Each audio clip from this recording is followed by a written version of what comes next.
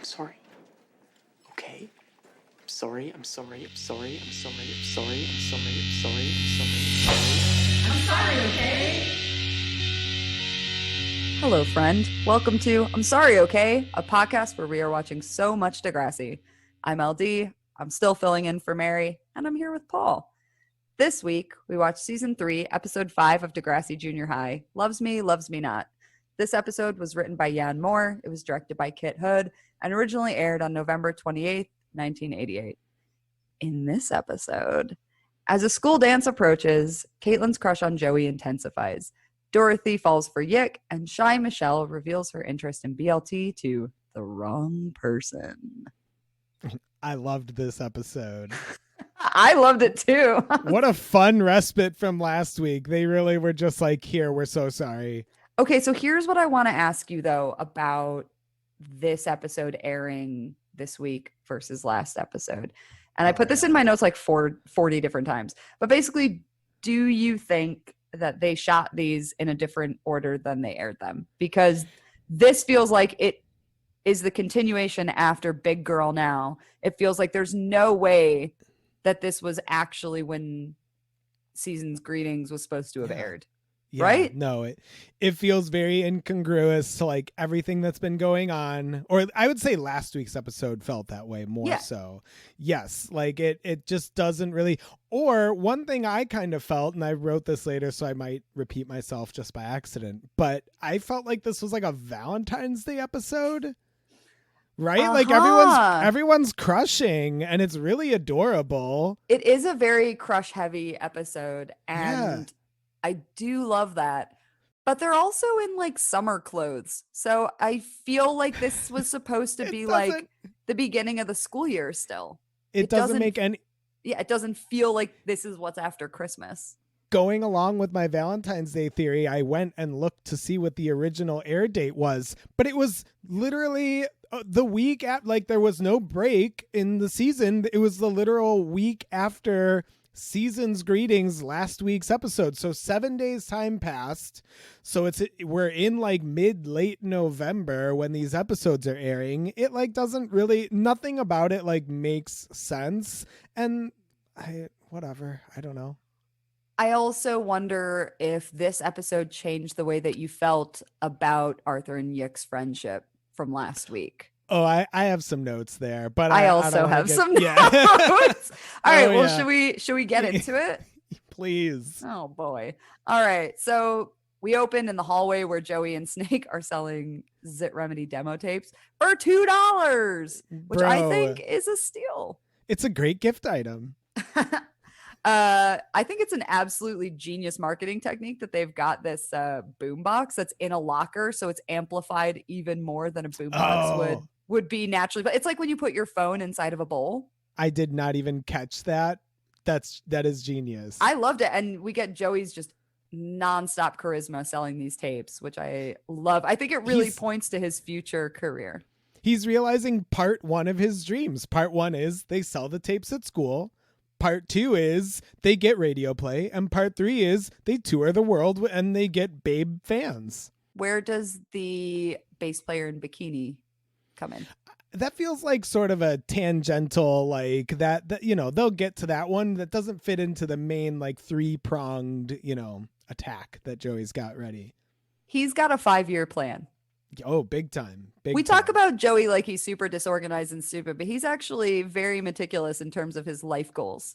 He says a thing and then he does the thing, as we're learning in this one scene. Also, love this utilitarian prop. I needed to go to you because I forgot that we were tracking the utilitarian props and his little. I really dropped that. No, that's fine. But like this one really stuck out to me. Little cassette travel case with all of their tapes in there and a homemade drawing tape to like sort of the bottom of the top, so it opens up and it's like Zit Remedy demo $2, like a little. Did you not have one of those cassette travel cases in your car? I Several. thought you. Yeah, I thought I remembered this in high school. Oh yeah, I had like zipper pouches that were more like sort of like long, and you'd unzip it. I had one that was similar to what they have, where it's sort of more of a square, and you'd like unclip it, and a whole thing would like pop open. Like a briefcase, Yes. full of cassettes. Thank you. Exactly like that. Gorgeous. I love it. Gorgeous. I actually really miss the organizational accoutrement that we would get with cassettes, because I think once we moved into CDs, it was just kind of like, here's a really skinny like bookshelf, basically like your IKEA Billy bookshelf. Yes. The physical elements of the cassette, there's something about it that's like, it's a little bulkier, but it's like, it's more satisfying to hold on to than a CD for sure. Love a cassette. Absolutely love this DIY or die effort coming from Joey. Time. So Caitlyn's lurking and she's watching Joey just like charm people left and right. And she's got little heart eyes emoji going on. And she finally decides to go up and buy a tape. Joey kind of gives her a little like finger gun and a smile. Love that. And also, Alex buys one. And he tells his pal that $2 is cheaper than buying a new cassette and that he can record over it. So once again, I am loving Alex's entrepreneurial spirit. The sickest burn of all time. Like Joey's just over here like, people are really buying these things. And Alex like, great, cheap. It's like someone buying your band's t-shirt and then being like, I can't wait to use this as a rag. It's going to clean so many things. But I do love that Alex is just talking about tape. We've just got like tape dubbing on tape dubbing going on just in this one scene. Like just straight out of Logan Square 2021. We are here. I absolutely love it. The anachronistic technology is just jumping out at us this week, and it's gorgeous. Chef's kiss. So we move over to Raditch's class where he's handing papers back and he's explaining to people that they shouldn't feel bad if their grade isn't very good and that this assignment isn't worth very much of their final grade, which I actually really like because I feel like on TV, and I've discussed this before, for some reason on TV, every single assignment is 50% of someone's final grade. Yes. And it's, first of all, that's never how it goes. But then also it's like, how can like 20 different assignments be 50% of your final grade? Make it make sense, TV writers. So Raditch is handing back these papers. He also finally gives a name to two of our background characters. So we get Diana, who's our resident glasses, curly-haired friend of Caitlyn's, and Trudy, our very own, if I may, Rufy. Oh, I got more to say about her later. Hell yeah. She has been serving us this Lost Boy hair energy for a few weeks, and we finally get her name, and I'm thrilled.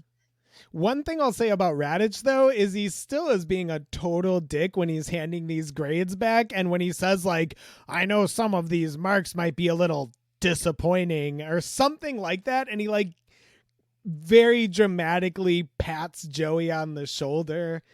I don't need that. Joey doesn't need that. Nobody needs it. Like Raditch. Why? Do we really need to draw more attention to the kid who's been held back a grade Jesus. And embarrass him in front of his new classmates? Is that what we want?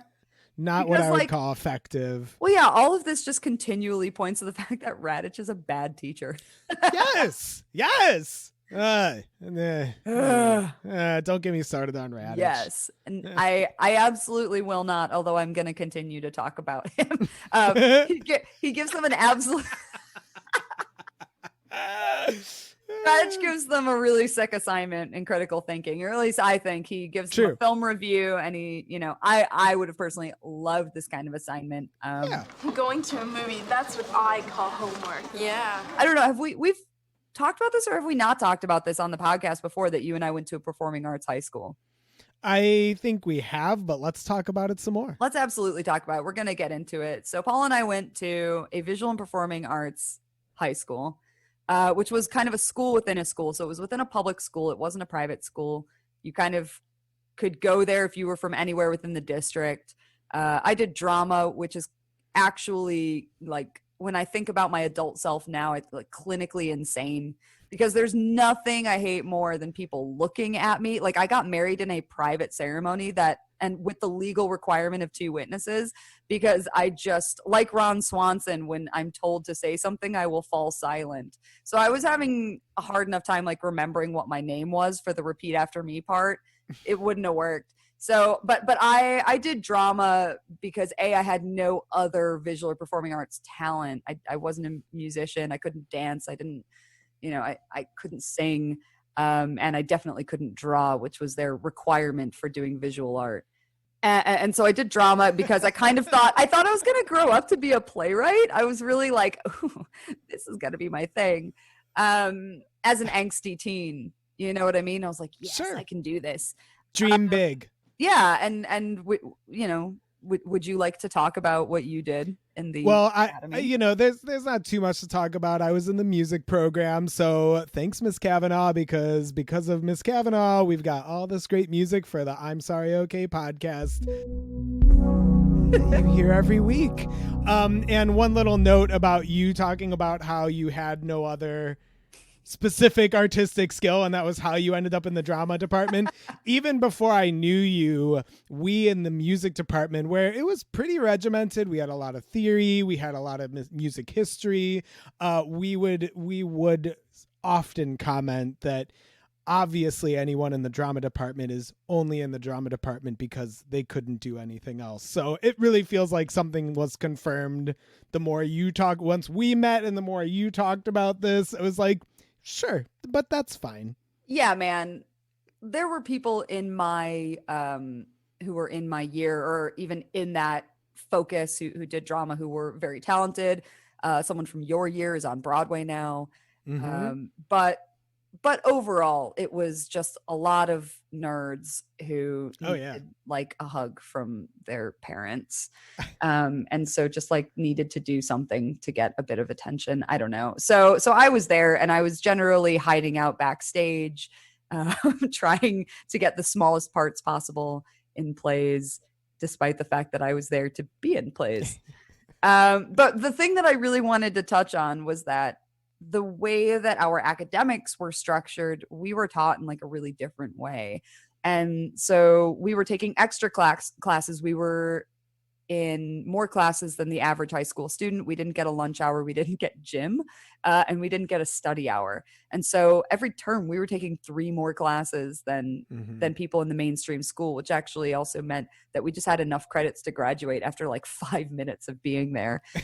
But when we had to do reports or if we had to do papers or any kind of research stuff, we were allowed to do a creative submission.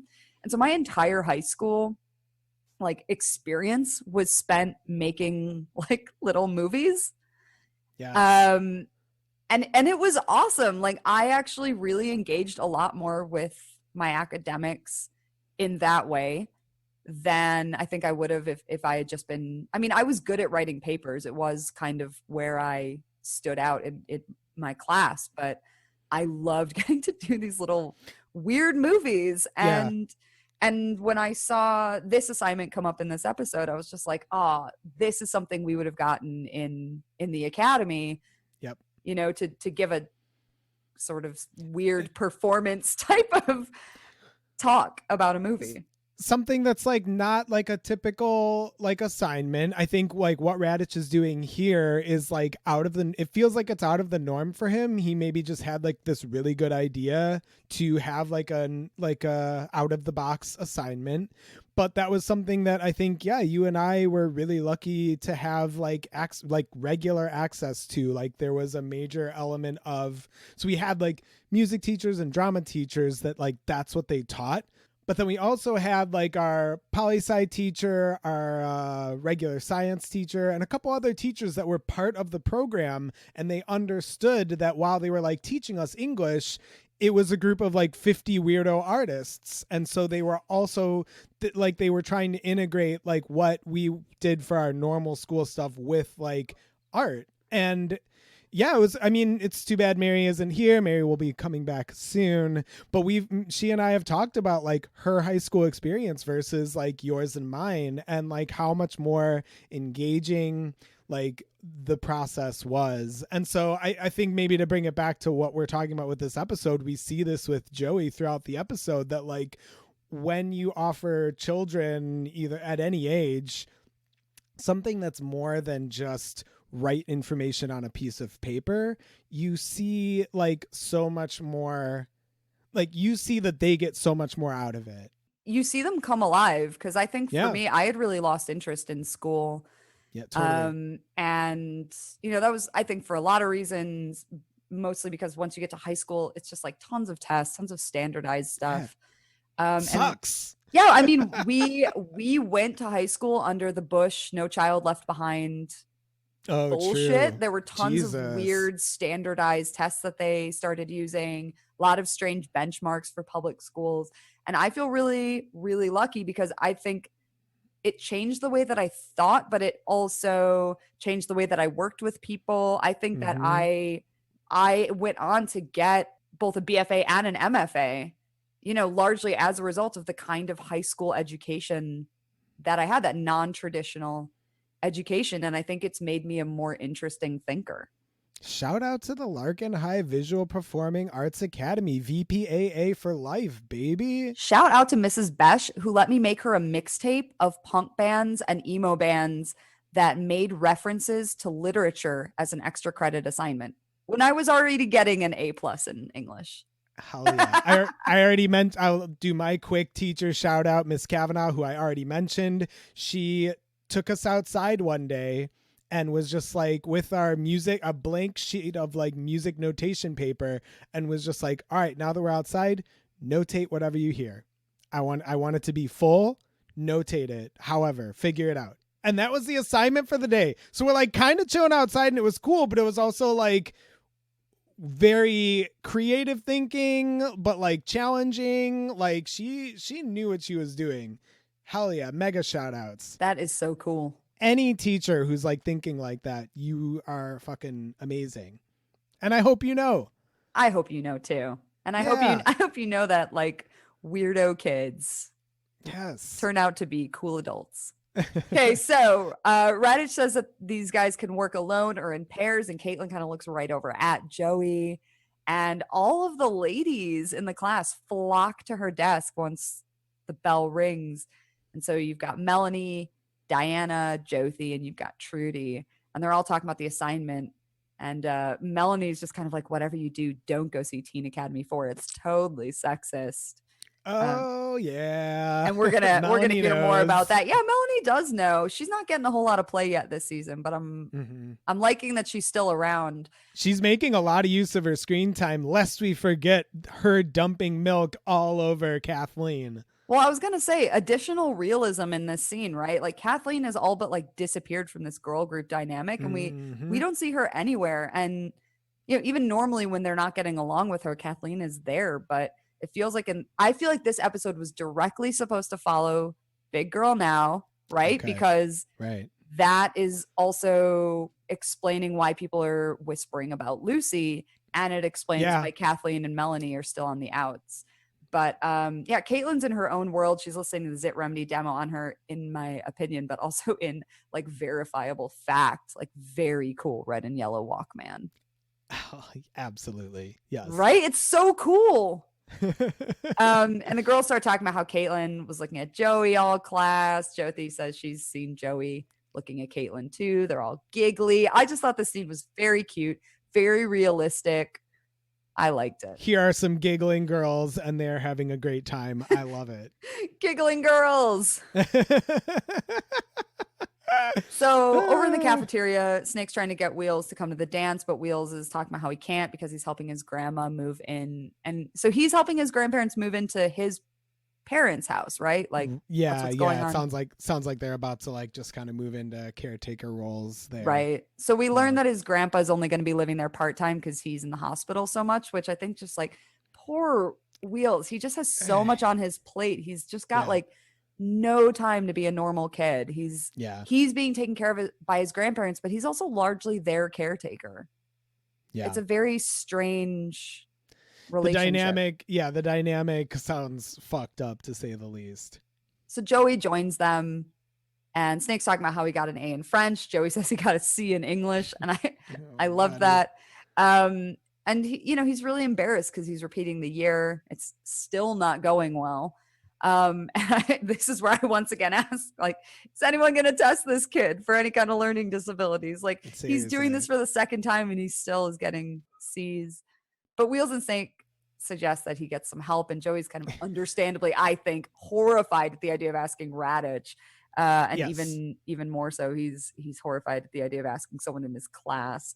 But they suggest that maybe he talked to Caitlyn because she's cute, she has good grades, and we get 2 Narbos here out of Joey. Oh yeah, he's just calling all of his classmates Narbos. He's not interested in it, but I do like that. Like, first they mention that she's smart.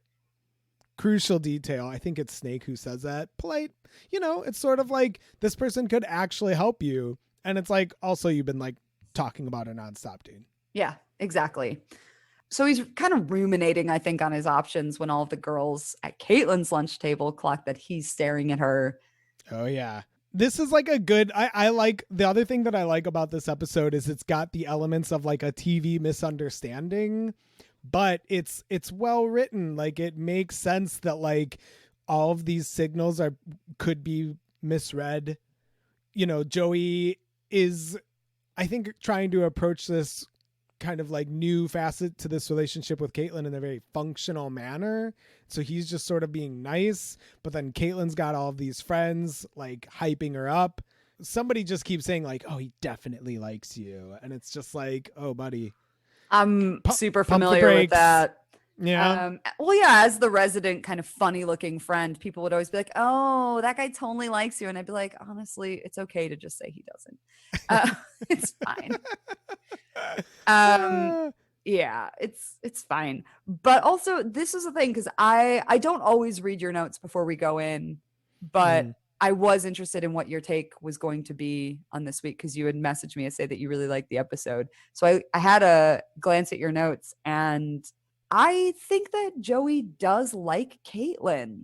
This is the thing, is like, from your point of view, I think you're saying like he just is looking at her as like a tutor or like someone to help him get better grades. But I think he does like her, or at least that's the vibe I get. He's been Caitlyn highing her for like, 6 episodes or something. He does like her. Yes, there's that element there. But I think within the confines of this episode, I don't see that. Like, I don't know. I get what you're saying, but I don't know. To me, like, I don't want to get too far ahead. Maybe we should like kind of revisit this toward the end. Yeah. But I mean, he's just, I don't know. I like, it's too early in the episode to get into that for me, but like, I'm going to stick with feeling like, no, he like, okay, so later Caitlyn says like, I don't want him to like me. I want him to like me. Yes. And I think that really is a crucial difference in what's going on. Like, yes, we have seen throughout the last several episodes, he thinks she is cute. He enjoys like being around her, but I don't think that he takes her seriously. And I think that's like a crucial difference between how she is feeling towards him romantically versus like whatever potential romantic feelings he has for her in this episode. I just don't think that is like fully engaged. Interesting. I would like to discuss this further as we get further into the episode. Oh, and further into the season, I'm sure. And further into this whole show. Oh my God. I can't wait. I know. And it's funny because having only seen Degrassi Junior High and Degrassi High once before, I kind of can't remember the exact trajectory that this even takes. So I'm excited. Same. Not sure why I just used my like middle-aged woman at brunch voice. Oh, I'm so excited. They put bacon in the Bloody Marys here. Oh, do they? Yes. So speaking of that exact voice, we move over to Arthur and Yick's lunch table, where Arthur's being such a prick, and he's talking about how rich he is and how he has to read the business section. You see, Yick, now that I have a trust account, I have to familiarize myself with the business section. So I think this makes the Season's Greetings episode a lot less annoying on Yick's end.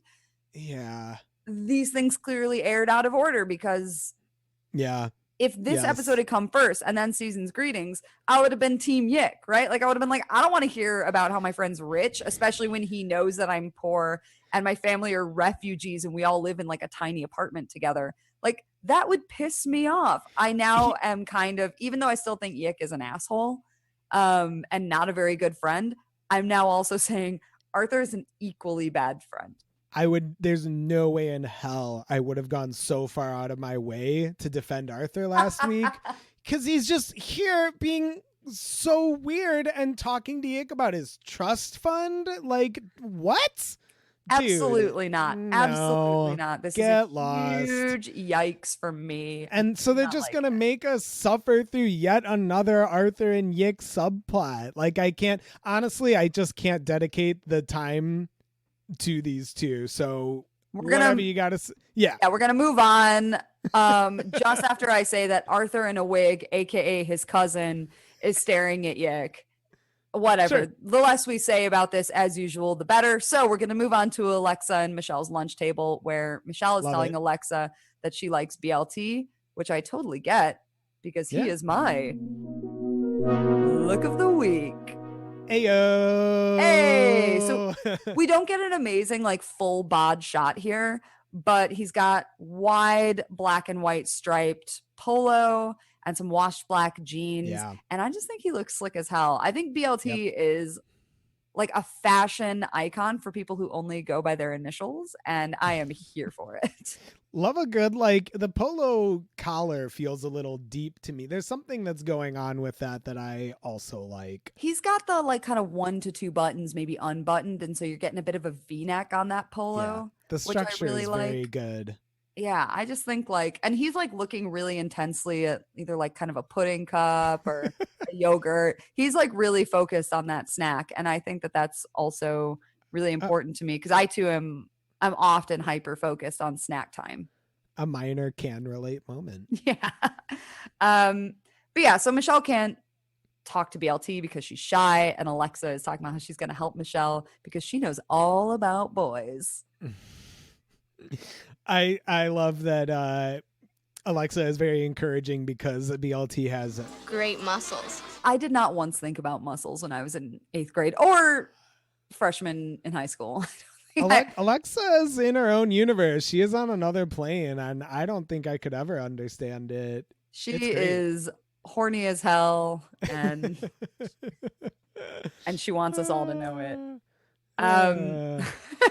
So we also get a little you texted me at some point during the week, and you mentioned that we got to start banking up all of our trust me's because there are several in this episode, and they are not all from Joey. Trust me. So Michelle doesn't know how to handle this situation with BLT, and Alexa drops a little trust me. Ooh. And it is a cursed phrase on this show already. Yeah, nothing good is going to happen after someone says trust me on this show. It's just not. So over at Joey's locker. we're moving our way down that hallway now. So Joey asks Caitlyn if they can be partners for this project, and I think Caitlyn plays it super cool here. She's just kind of like, sure. And they agree. Yeah. They agree to go see this stupid Teen Academy movie that everyone's talking about. And I will say this probably many times throughout this episode, but I really like that Caitlyn doesn't change herself and doesn't dumb herself down for Joey to like her. They're both really honest with each other. Like, their communication level is like off the charts as far as like two characters that we've seen on this show just talking to each other. We've never seen them like have a conversation, have we? No. But for all of the like interactions that we've seen on this show, like this feels like it's just the most smooth like dialogue, like the way they make the plans to go see this movie and just like work together on this project. And like Caitlyn engages in Joey's favorite pastime in hyping up the Zit Remedy and talking about how good they are. So Joey is like super into that. I don't know. It's all really good. I love it. I also love that she's very casual when he talks to her. Like, she doesn't come off as this like overly desperate, overly eager, which I think is a trap that a lot of like middle school and high school people fall into. Just this like yeah, because if I don't seem like I'm super, super, super interested, then they're not going to know that I like them. Well, Then and the I guess same there's also that kind of aloofness that some people try and pull off also. The same goes for Joey, where like we've seen him, like he had a crush on Stephanie K, and the way that he acted towards her was so embarrassing. Ugh. But so like, you know, again, back to what I was saying, I don't know if that's necessarily the case here, but he is not he, like you said, he is just like being extremely casual in the way that he's talking to her, like you would talk to literally anybody, because that is like a thing. And whatever, don't get me started on that either. But yeah, he's just like being cool. Well, neither of them has to put on an act to talk to the other one. Yes. Which is why I think that he really does like her. But okay, so we follow Joey through the hallway. Sorry, before we move on from this, at the very beginning of the scene when Joey is opening up his locker, we get the most Daria, like Morgendorffer, the TV show, the most Daria style principal announcement out of Mr. Lawrence, where he says, and tonight's pep rally has been cancelled due to lack of interest. like, I don't know why they threw that in there, but I was dying. I love the announcements. Honestly, I wish that we'd been keeping track of all of them. Like, we seem to call them out when they're especially good. I like to wait for a really good one. Yeah, that's fair. Thanks, Mr. Lawrence. Good job. So Joey makes his way through the hallway to the stairwell where he passes Lucy, and we overhear some people gossiping about her sleeping with Paul, which again, like I've said, I think would make a lot more sense if this wasn't following Season's greetings. Let us forget Season's greetings forever. I mean, you kind of could. You kind of could pretend that it wasn't there at all. And I'm gonna it would make no material difference whatsoever. But yeah, so Joey sees Liz. He starts telling her how beautiful she is. He asks her to the dance. And he says, you know, it'll be different. And she's just kind of like, no funny stuff. And he says, trust me. Trust me. Trust me. Trust me. Cursed. So, honestly, like, not sure why he's so hung up on Liz, because she's literally not nice to anyone. But I do think that some people find like mysterious mean people like magnetic. So maybe that's his vibe. Because he also, like, no matter how much Stephanie K rejected him, he still just kept coming back for more.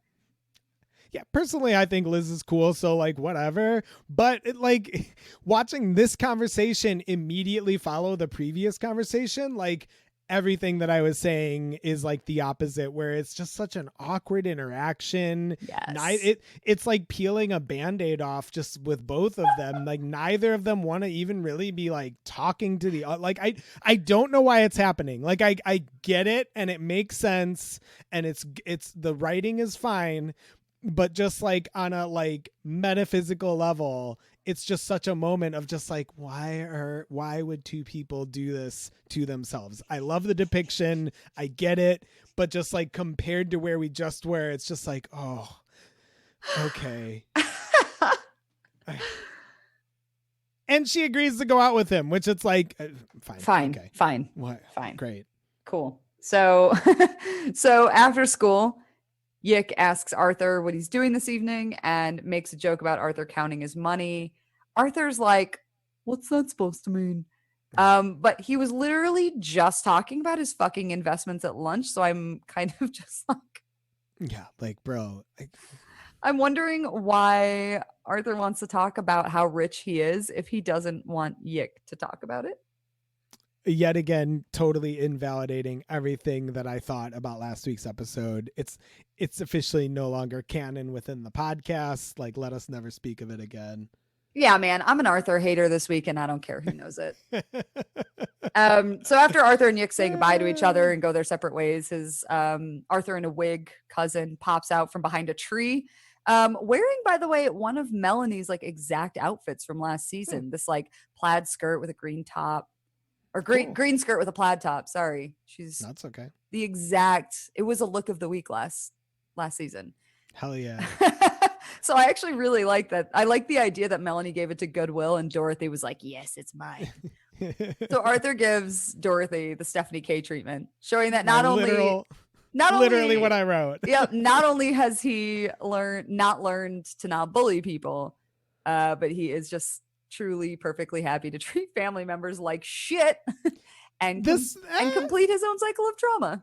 This one makes sense to me. Like that, I don't know. I'm not gonna say it's okay for him to do it, but it's sort of like, sure, like he now realizes you don't want some like annoying little ankle biter like all over you at school like that. But he also like, that was like a main plot point for all of seasons 1 Sure. and 2. He's just like, we're supposed to be related. You need to talk to me. Yeah, And like, I mean, he should be be doing better. The resolution comes when like Stephanie finally acknowledges him at school.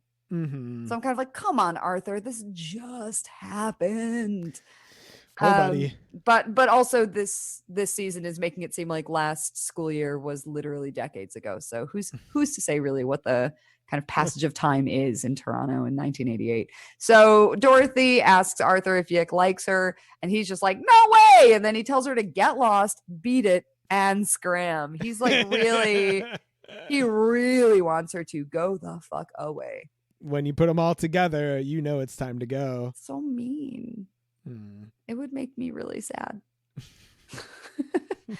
Being like a little nerd at a new school, and my cousin, who is equally a nerd, telling me he's too cool to talk to me. Yes. That would sting. You hate to see it. You do hate to see it. So yeah, outside school, Caitlyn and her girl gang are all talking about how Caitlyn's going to the movie with Joey. Caitlyn says it's like a date. Diana says that Joey is not Caitlyn's type because she's smart and he flunked. But then Caitlyn's like, opposites attract. Yes, and at the beginning of this scene, Judy asks her what her mom said about this date because Caitlyn, of course, had to ask mom. And you know that this person has got to be my look of the week. Fuck yeah, I know.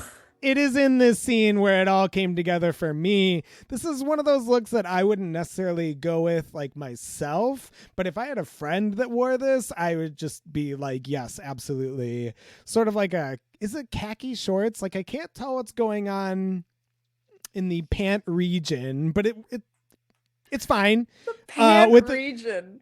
It's almost like an ice cream shop employee top with like a red and white striped button up with a red belt that I think brings it all together. But as you already mentioned, this like hair that is just like serving every single look anyone would need. Just this like weird dyed. Is it a mohawk or is it just like a tuft? A singular tuft of red hair. It's all working for me. So good job, Judy. Judy is giving us like barbershop quartet, ice cream parlor, and candy striper all together. And it really comes together in this beautiful outfit. I love it a lot. I love it so much. So yeah, we cut over to Joey and Caitlyn leaving the movie, and Joey loved the movie. And Caitlyn didn't. She thought it was sexist, and she thinks that all the women spent the whole movie in bikinis. And I honestly love that she isn't changing her opinions just for Joey. She explains why she didn't like it. She doesn't seem worried that if she disagrees with him, he's not going to like her. And I think that that's super cool. I feel like so many girls are socialized to just go with whatever a boy says so that he'll like you. And I think that this is just like really refreshing. It's very cool. And I think that it shows us that while there's a little bit of like a power imbalance socially, because Joey is generally like pretty well liked, and I think that he's older, even though he's been held back a grade, he's older. All of his friends are older. He's in a band. He's cool-ish. Ish. I went with ish. But Caitlyn is still holding the power in this dynamic of the person who's very smart. Yeah. And so Joey is deferring to her intelligence. Yes. He clocks that and totally responds appropriately. Like he doesn't like try to argue with her. He kind of just, again, going back to like just how good the communication is between these two, somehow he doesn't argue, but he does just sort of reassert like, well, okay, that's fine, but like, here's why I liked it. And like, this worked for me. Like the things that you're saying you don't like, I enjoyed.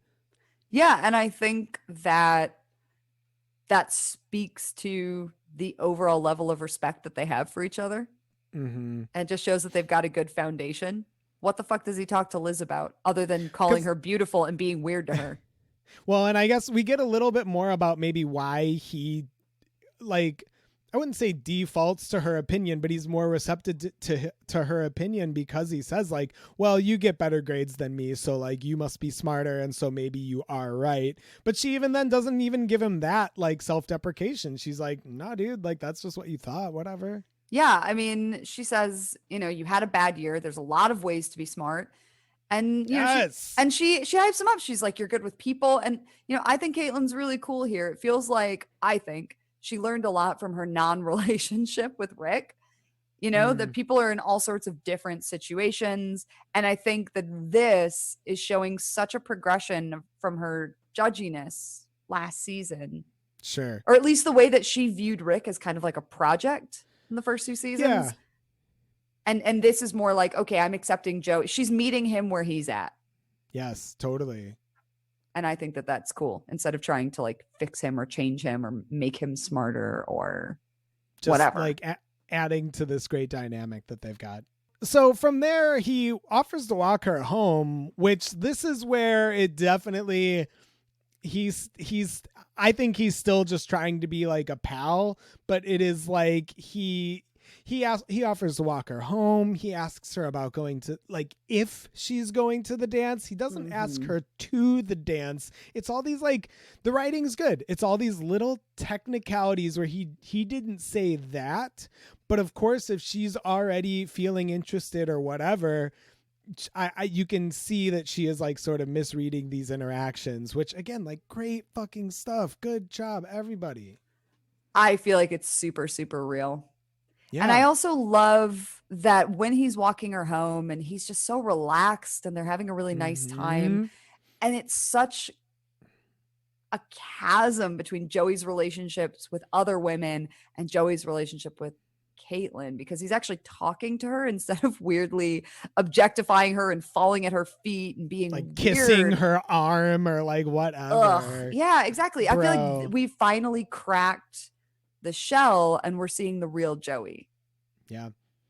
So yeah, I also think, like, yeah, he doesn't exactly invite her, but the way that he puts it and the way that they've just had this sort of non-date assignment date thing. The non-date date is a tough one. It's super hard. It doesn't get any easier no matter how old you are. It's still weird. I remember I met someone at a festival. I invited them out for coffee because I wanted to ask them about possibly coming to work with me. I thought they did really cool work and they thought we were on a date. And and I thought that we were having like a professional kind of like networking moment. Oh, you hate to see it. And that's just kind of another little fact about how I never know what's going on. But but they're establishing that like as a totally valid thing with Joey in this episode. They don't make Joey into like an asshole because he's in the position that he's in. Well, eventually they do. Kind of. It's just a classic miscommunication, though. And it's exactly the kind of situation that a middle schooler / high schooler would zero in on and obsess over every single word, like parse every sentence, like sitting in the mirror being like, are you going to the dance? Do you want to go to the dance? You know what I mean? Being like, oh, wait, what did he say? How did he say it? So yeah, outside of school the next day, Dorothy jumps out from behind a tree and squirts Yick with a water gun and runs away. He calls her a narbo. We don't have to talk about this, right? I'll say adorable flirting going on here. Whatever. Absolutely adequate. Nothing else to say. So I give it a solid like C+. So absolutely. So over in Raditch's class, Caitlyn is telling the girl gang that Joey bought her popcorn. He walked her home. He asked her to the dance, or like sort of asked her to the dance, but sort of didn't. Joey sits down and the girl gang are all just like staring at him. It's so obvious. but I did really love it. I like that, like, we get in this scene, like, verbally, Caitlyn verbalizes, like, I don't know if he really likes me, though. And, like, I feel like that's crucial to this episode, too, because then, again, like, her friends are just like, no, he totally likes you. And it's just like, oh, no. Yeah. Oh, buddy. Yeah. You're not helping anybody. Also, I would say Trudy's look in the scene is even better than what I chose as my look of the week, but we don't get a great shot of it, so I'm sticking with what I went with initially. I respect that. Thanks. So yeah, over in grade 9, class is just let out, and Alexa asks BLT to join her, Simon and Michelle for lunch. This is just yet another clear indicator, right, that these episodes are aired out of order, because BLT is in a fucking tank top and they're going to go eat lunch outside, which you would not do if you just got back from Christmas break, which would be January in Toronto. You'd be like Sub-Zero. Jesus. I'm really here to find all the plot holes. I'm going to point them all out. I haven't done a deep dive in a while, so this is the closest I've got. Normally I wouldn't worry about it so much, but Season's Greetings was such a train wreck that they absolutely deserve to be dragged for every element of what they put us through. Yeah, man. I love finding plot holes too. It's just like a little like tasty treat. I'm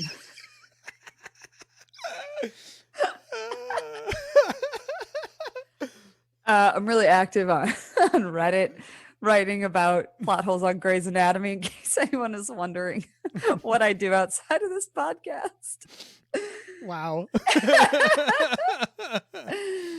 And with Alexa, like, trying to like make all this like kind of double date thing going on, this is like the last moment we see of Alexa being cool in this episode. R.I.P. I know. I'm usually very hesitant to drag Alexa because I love her so deeply, but it's coming, man. It's coming, and you're just gonna have to get ready for it. I hate it.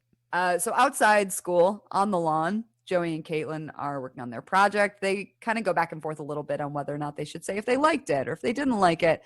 And I really like that they come to the conclusion that they're going to give both of their opinions, quote unquote, like those guys on TV, because are Siskel and Ebert like copyrighted or something?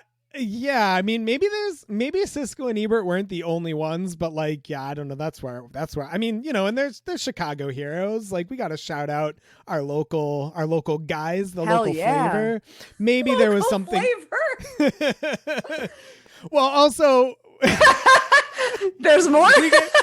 we get more of just like Caitlyn, like kind of not even like hyping Joey, but just kind of being like, you know, she's just being encouraging to Joey to express himself, which is also something Raditch has never done. Like, I don't think we've ever really seen Raditch be specifically encouraging about whatever skill set Joey might have. Like, it doesn't seem like he knows anything about the kid, and he's now been working with him for over a year. So like, Caitlyn is doing more for Joey's education now than like what a like salaried educator is doing. So good job.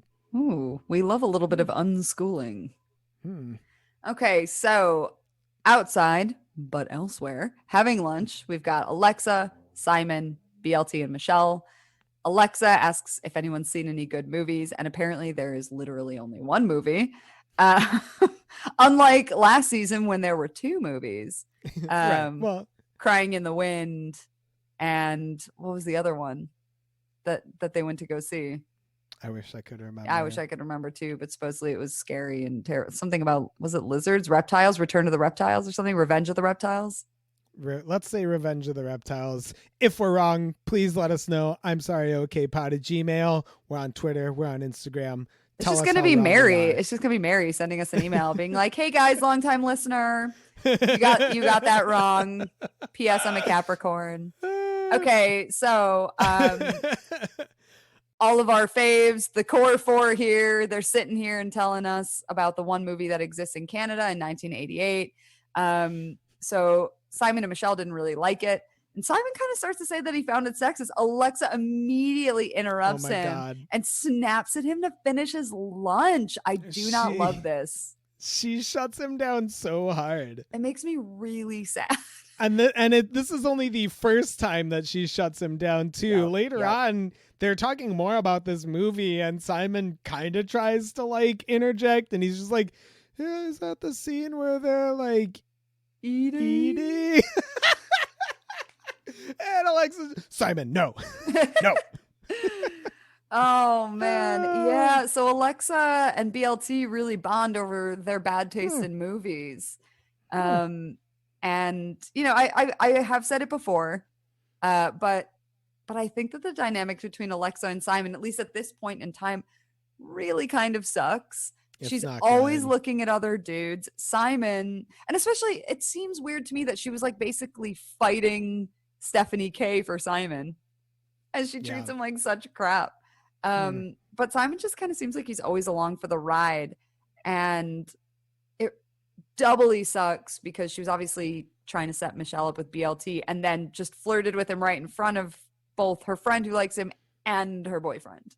Like, that's the part where it gets so weird that it's like in front of two very like familiar relationships to her, one of which she is in a romantic partner with. Like, we've talked about the budding polyamory of Alexa. I think we're really seeing that in full effect, and we're like in a huge like mistakes were made situation here, because like I don't know what this girl is thinking. It's like off the wall. We need ethical non-monogamy. We need consent. We need conversations to happen here. And like, if your friend approaches you about a dude they're crushing on, like, leave it at that. What? Yeah, man. Woof. Yeah, this situation has actually happened to me multiple times in like middle school. Yeah, so rough. It'd be like my friend being like, I'll talk to him for you, and then they're going out. And I'm just like, okay, I guess I'm just gonna go home and watch Dawson's Creek now.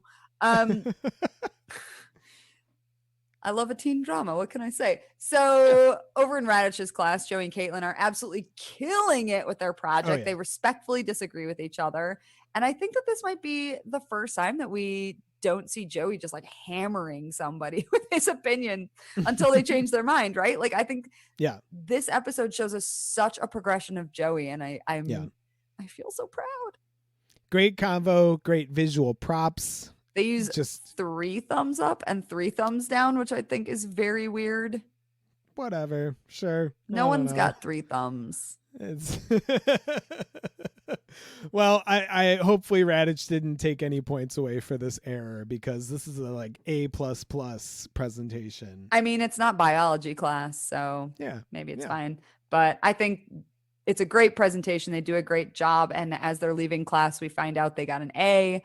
Joey is like super, super stoked. He wants to work together for everything. He tells Caitlyn, this is so great.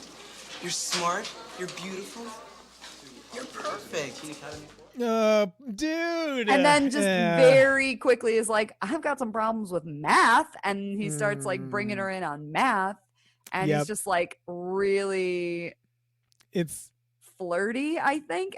Or at least I think he's flirty. I would, if I were in 8th grade, I would think that this was flirting. Okay. Maybe. Interesting. I like, just me watching this scene, I felt like this was definitely even more of a turn from what I would consider Joey being flirty to like kind of what I said before. It is like subtly turning this into a more functional relationship where I hesitate. I wrote down the word like using her. That's obviously not exactly the right phrasing, but I'm not sure what would be better. But just like, even the way he said, "You're perfect," felt functional. He was just like, you are perfect for helping me out of this situation that I have now found myself in, where I have been held back a year, and like I'm feeling embarrassed not only by that, but also by how I'm just not getting school. And you are fun, chill, helpful, and like he's realizing how to like do better in school because of her. And to me, none of that is like romantic, right? Like he's just like, wow, I can't believe I like met this person that can like help me. It's a good point. It's kind of sad. Like, it's nice for Joey. Like, I don't think any of it is malicious, but also like, yeah, like Caitlyn is obviously very into this situation and can't, like you were saying, it could feel flirty. Like I could totally see the way he's acting is also that. One could see how she would take it as flirting, but one could Absolutely. also see how he's seeing this as like a transactional conversation. The duality of man Ooh. or something. Yeah, no, that's I mean, I say that in reference to a lot of things, and this is definitely one of those times. So yeah, as class is finishing for grade 9s, Alexa and Simon kind of share a look as she's lingering outside the classroom to wait for BLT. And Michelle's just kind of like, thanks a lot. And it's just like, you knew I liked BLT. Alexa is not apologetic about this whatsoever. She's just kind of like, you can't even talk to him. You're not suited for each other. Woof. And then she tells Michelle that boys are like buses. If you miss one, another one will come along, which is a key.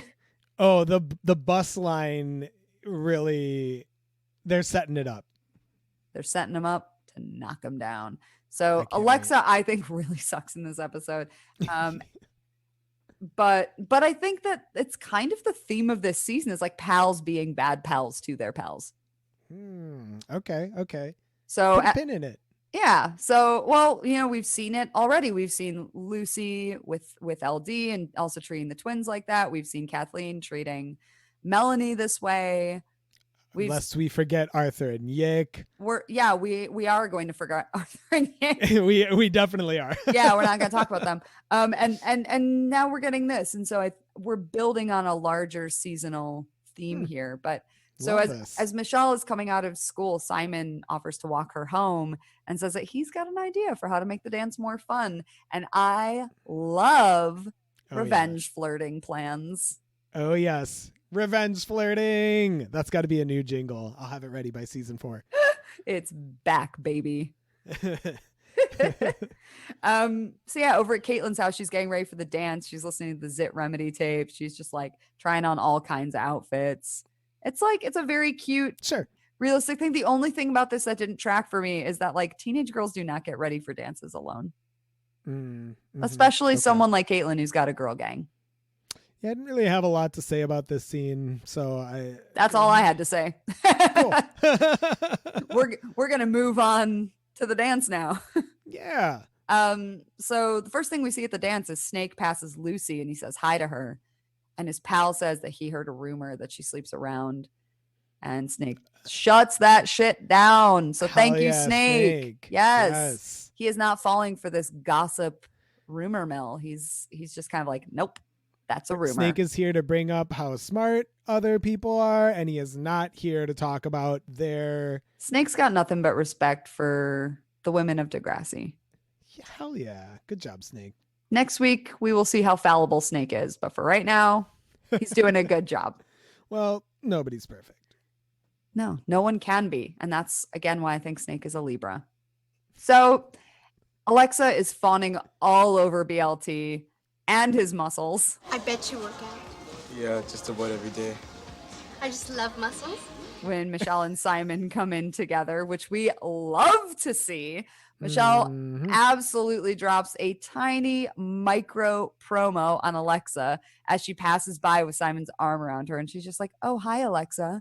Waiting for a bus. Waiting for a bus? Yes. Sick burn. And Alexa's jaw is like on the floor. Somehow she did not anticipate this situation. Well, because she thought Michelle was too meek and too shy to do this kind of thing to her. Oh my God. So she's kind of like, oh, I can walk all over you, but you can't walk all over me. You can't take my boyfriend. I can only have my boyfriend and your crush and any other guy at any dance that I want. Revenge flirting. So Caitlyn walks in looking like she is 45 years old. Everyone tells her how amazing she looks, and she hopes that Joey likes her outfit. I think she looks kind of cool. She looks fine. I just think she tried on cuter outfits.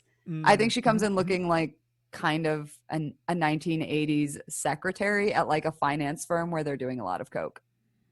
Yes. Does that is accurate. Yeah, does that chime with you? That is exactly what she looks like. Yeah. Yes. Cool. So so Joey walks in, he says hi to some dudes. Caitlyn separates from the group and she says hi to him.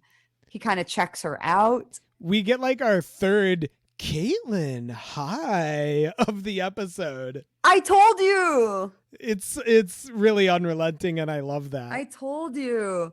So Joey, after he gives her a Caitlyn hi, he asks if she's seen Liz. Oh no. My heart. It's like the episode of The Simpsons. Oh yes. Where they're showing the exact moment that Ralph's heart breaks. Oh yeah, and we get that here for sure. Abs-fucking-lutely. It's so sad. She is so deflated. She watches Joey go find Liz. He puts his arm around her, calls her beautiful. It's such a real teen moment. And Liz is like not dressed up at all. She's wearing like jeans and a sweater, like zero effort. Not that that's a problem. I think that's fine, whatever. Yeah, that's cool. but so like the total like kind of dichotomy, I don't like the total differences between like Caitlyn is so hyped on this and like Liz just doesn't care. And also just the differences between them as people. Yeah. You know what I mean? Like last season, we were even seeing like Caitlyn's not even allowed to dye her hair. This season, she's got this little blonde bit in her hair. But you know, Liz is kind of cool. She's laid back. She doesn't even care about the dance, man. Hell yeah. Caitlyn is like top of her class. She's stoked to be at the dance. She is giving you this like secretary realness. She's got a lot of mousse in her hair, baby. She came prepared. So it's just kind of like, when you like someone, I think at this age, and they like someone else, I think it's very easy to fall into the trap of like, what does she have that I don't have? Or like, what's cool about her that isn't cool with me? And I think that these two are so different that they could have gone there. Sure. You know? Yeah. Yeah, Caitlyn just straight up leaves the dance, man. She goes Hell home. Yeah. Yeah, yes. Right? She goes home, she takes her makeup off, and unlike Stephanie K, who came before her, she actually uses makeup remover and is removing her makeup. So, like, how the times have changed. She chucks that Zit Remedy tape in the trash. Oh, yeah. Which I love. Yep. This is very much something I would do. And yeah, on Monday at school, we get Arthur and Yick saying hi. Yick asks Arthur what he got up to over the weekend. And Arthur says he watched a movie and watched Wall Street Week. Yet another reference to him being rich. Like, did you? Ugh, Arthur deserves to get his ass kicked. Dorothy runs out again and squirts Yick with a water gun and runs away like a fucking weirdo. Yick calls her a narbo. Arthur tells Yick that she likes him. I honestly love Dorothy's flirting. It's so weird and chaotic. Like, fine, great. Sure. She's honestly bringing a lot of refreshing energy to these two, like, just absolute losers that I don't even want to see them on screen, but like, thank you for like interjecting this like chaotic little girl energy. Like, fantastic stuff. I love it. So Caitlyn arrives at school. Joey comes running after her and he's like, was that a fabulous dance or what? Like, he didn't even attempt. Dude. He did not even attempt to find her to dance with her. Yeah. You know what I mean? No idea that she left. That sucks. Woof. Woof. She tells him that she went home. He asks why, and she's just like, I wasn't having a good time, which I think is awesome. She's not even like, oh, I was sick. Nothing. She's just like, the dance sucked. Bye. Yep. And then he's basically like, that's too bad. And then immediately pivots to talking about if they can work on math. And she's like, not today. He asks her about tomorrow. She says, not tomorrow either. And I think it's sick that she's standing her ground. Joey's extremely confused about why she's mad.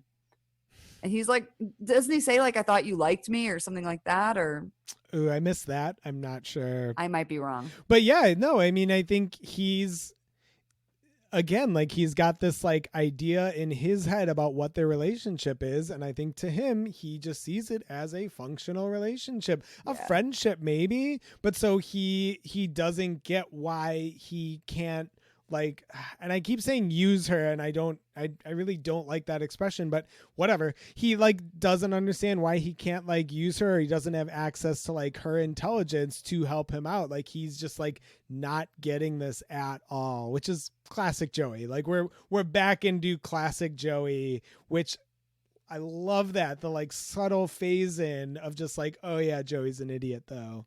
I mean, it's that kind of, he's making strides, but he's still moving backwards at times, and he's still defaulting to his previous self. But yeah, we get a freeze frame on Caitlyn, and I'm sure we're going to come back to this relationship. I don't know when, but I just can't like state enough how much I like I don't know if I would say, like, I might say this is my favorite episode that we've seen so far. Like everything, like aside from the Arthur and Yick stuff, but again, even the way that they're like introducing Dorothy to those two makes it slightly worth my time. And then there's just like, it just feels like there's so much going on. I think Degrassi's at its peak when it's just like crazy relationship drama that's still like a little bit rooted in the way people actually act. I really love this episode. I think it might be my favorite, if not one of my favorites. I'm not sure.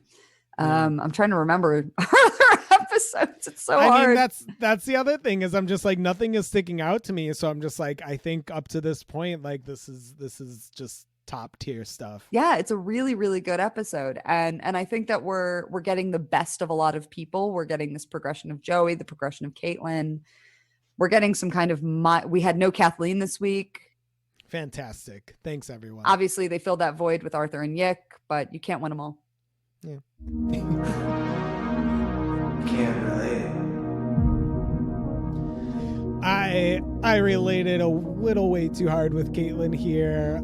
Before I figured my life out, I definitely would be this kind of person, like just blowing interactions up in my head and just generally assessing certain relationships incorrectly. This week I related to Michelle.